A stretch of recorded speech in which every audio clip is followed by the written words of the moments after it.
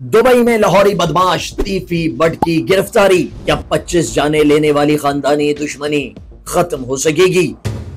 अमीर बालाज टीपू कत्ल केस में JIT को तीफी बट के मुलविस होने के भी शवाहिद मिले थे, जिसकी रोशनी में पंजाब पुलिस ने फरार मुलजिम की गिरफ्तारी के लिए वजारत दाखिला से राब्ता किया। रेड वारंट जारी हुए और इंटरपोल की मदद से गिरफ्तारी अमल में लाई गई। ये कहानी 1980 से शुरू हुई। मुख्तलिफ नाम इसका हिस्सा बनते रहे, ताहम दो काबिल जिक्र नाम हनीफा और शफीक उर्फ बाबा के हैं, जिनकी इब्तदा में टीपू टरका वाले से दोस्ती हुई, लेकिन बाद में बिल्ला टरका वाले का कत्ल इन्हीं लोगों के हाथों हुआ। ताहम अपने बाप के कत्ल पर टीपू टरका वाले ने इसका जिम्मेदार गोगी और तीफी बट को ठहराया और बाद में टीपू ने बदले के तौर पर अपने मुखालिफ इस गैंग के मुतादिद अफराद को मुबैना तौर पर कत्ल कराया। लाहौर के सीनियर क्राइम रिपोर्टर्स बताते हैं कि इन मुकाबलों में हलाक होने वाले नाजी बट के भाई खुर्रम बट ने 2010 में टीपू को लाहौर एयरपोर्ट की पार्किंग में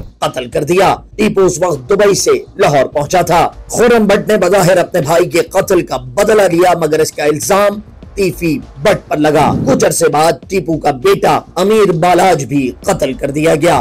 लाहौर की कनाल रोड पर तीफी बट के बहनोई और उसके कारोबार के निगरान जावेद बट और उसकी अहलिया पर फायरिंग की गई। जावेद बट हलाक हो गया, जबकि बीवी जख्मी हुई। कत्ल की सुपारी टीपू के बेटे अमीर मुसब ने दी थी। ये एक शख्स की गिरफ्तारी नहीं, बल्कि अगर कानून नाफिज करने वाले इदारे चाहें तो इस गिरफ्तारी के जरिए वो लाहौर की खूनी दुश्मनी का खात्मा भी कर सकते हैं।